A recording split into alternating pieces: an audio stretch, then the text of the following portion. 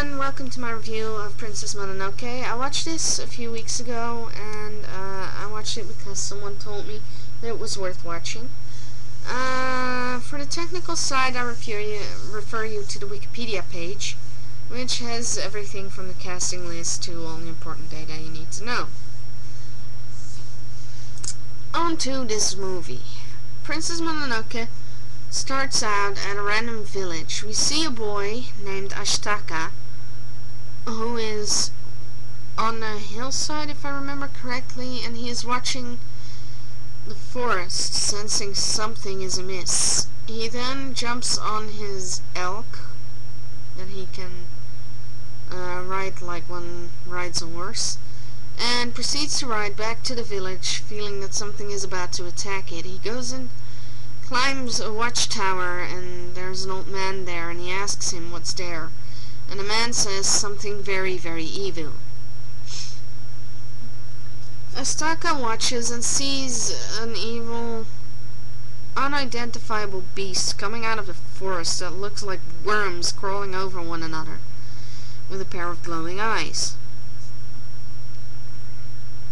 The man says that it's a raging demon, a forest spirit god thing, having fallen to rage and become a demon. He tells Ashtaka explicitly not to touch it because he will be cursed.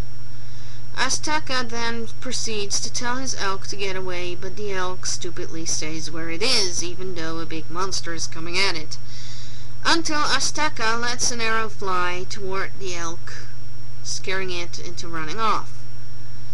Ashtaka then proceeds to run after it because he sees the boar demon thing. They see for a brief moment that it's a boar. Heads towards the village, and he has to protect it. There are two girls, one of which turns out to be his sister, running, and one of them, or were there three? I think there were three girls, one of which is his sister, and one of them fell. And Ashtaka jumps in front of them to protect them and shoots the boar demon in the eye. A bit of the demon's wormy, crawly skin lands on Ashtaka's right arm. Ashtaka proceeds to shoot another arrow and kills the boar demon. The demon comes apart in a rather, to me at least, very graphically disgusting way. He literally dissolves into dark black blood and becomes a skeleton, which is all that is left of him, and still talks to the wise old woman. It turns out, however, that Ashtaka's arm is now cursed, and that the curse will grow if nothing is done. There's little that the humans can do, but they think, based on the wise woman's stone bone stick prediction. She has a bunch of stones and sticks and bones laying on her table, and she uses it to predict stuff. It's rather confusing to me. They find out through that that Ashtaka has to travel far to the west to the forest of the animal gods and find the deer god. Apparently he might be able to help. Ashtaka travels west, and upon purchasing grain with some gold, he meets Jigo, a wandering monk who tells Ashtaka that he might find help in the forest of the spirits that is populated by large animal gods, which Ashtaka already kind of knew. Located just at the edge of the forest on a mountain range is Iron Town. We learn of this further on later. Ashtaka travels on and finds two villagers that had been injured by the wolves of the animal god forest, and proceeds to get them out of the water. He then senses the wolves and the young woman that is with her, that is with the wolves, and goes to confront them, asking them for the right to pass through that forest, I think. Or at least surprised if they can help him. They leave, making it clear that they want nothing to do with him. Ashtaka leads the two villagers, takes the two villagers, and proceeds to move through the forest, carrying one on his back and having the other ride on the elk. They follow a kodama, which is a forest spirit that signifies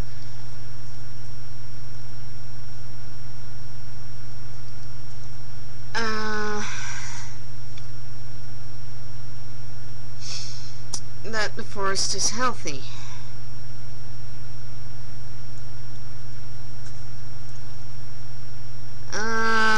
The two townsmen are terrified of these kodama, saying that they will bring bad luck, but Ashtaka says that people think that, but they will only bring bad luck if you cut down their tree. He tells him that the kodama are a sign that the forest is healthy and thriving. The kodama proceed to run ahead of him in a rather comical display of one kodama carrying another, and there are several who do this, mimicking Ashtaka, who is carrying the injured townsman. Ashtaka, despite the warnings of the town people, proceeds to follow the kodama to their mother tree, and beyond that, he catches a glimpse at the lake that is there, where they rest and drink a bit, which seems to rejuvenate them and make carrying one injured man much lighter on Ashtaka. And there Ashtaka proceeds to catch a glimpse of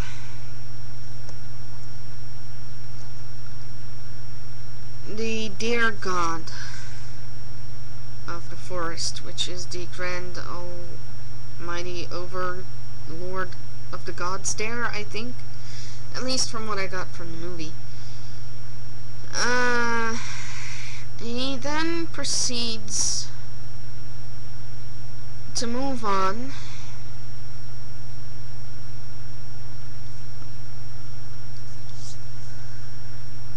and reaches a settlement called Iron Town. Here he meets a woman named Aboshi, who leads the town, and as it turns out, she is the one responsible for the death of the wounding of the boar god Nago, causing him to become a demon in his pained rage. This upsets Ashtaka a great deal, and we once again get to see that whenever Ashtaka gets angry, the curse on his arm becomes violent, and he is literally seen here trying to restrain his own hand that is trying to grab a sword and kill the woman. Aboshi seems to taunt him about that, from what I gather, but he says that while killing her would satisfy his curse, it wouldn't break it, and so he won't. She then tells him she will show him her secret, and continues to tell him that all the women are prostitutes from towns nearby, that she bought so that she could give them a place to live and something to do for a living that doesn't involve selling their bodies. He then follows Aboshi to her garden, where there is a house, and inside this house they find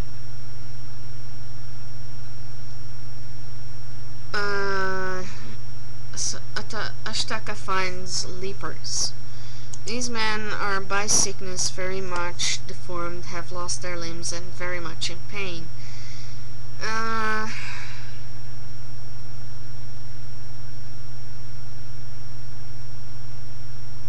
One of the men is in such bad condition that his whole body is bandaged up, and even speaking hurts him.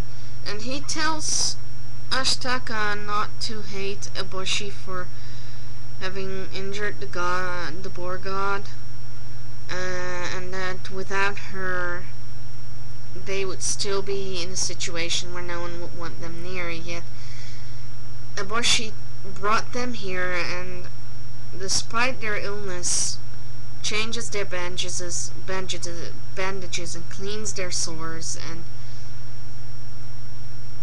Ashtaka finds himself torn between things during a lot of this movie, really, but at this knowledge especially, he finds himself very much confused and uncertain of what to do. That night, Sun, or Princess Mononoke, as the people of Irontown call her, infiltrates the city to try and kill Eboshi. However, Eboshi has set up a trap for her, and Ashtaka sees this and feels that he needs to protect Sun.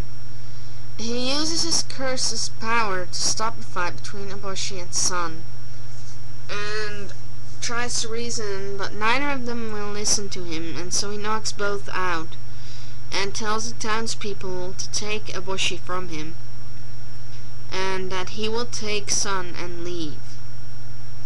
He proceeds to leave, but is shot in the chest by one of the women who lost her husband to the wolves. He very nearly dies trying to take Sun as far away from the village as he can. Sun wakes up and finds that Ashtaka has done this and that he is nearly dead. She proceeds to tell his elk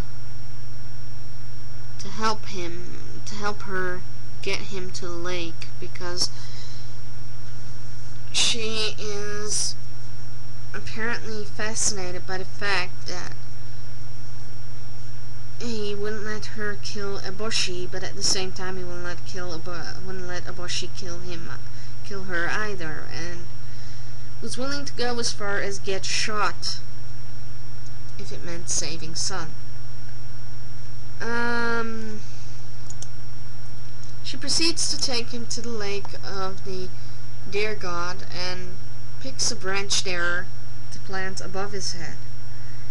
She then leaves, and the elk, named Yaku, stays with his master, who lays dying in the water. We then see the deer god return from having gone and walked the earth all night, and he does so in a form known as the Nightwalker. Jigo, the monk from earlier, also sees this happening and sees how the deer god proceeds to take the life's energy from the branch that had been planted above Ashtaka's head and transfer that onto Ashtaka, effectively curing his gun wound and thus saving him. Sun returns in the morning to find Ashtaka alive and proceeds to try and feed him scraps of dried looking meat. It's rather tough and it looks like it's been cooked and then left to dry or something.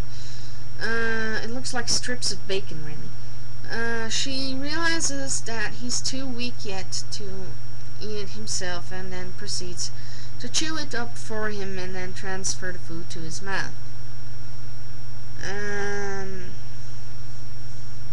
Ashtaka slowly comes to his senses and realizes that while his gun wound is healed, his curse has not been lifted.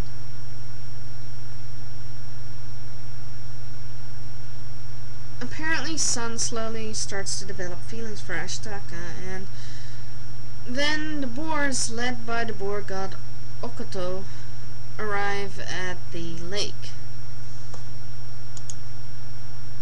And I am half out of the picture, sorry. I'm also almost out of time, so this is where I'll leave you.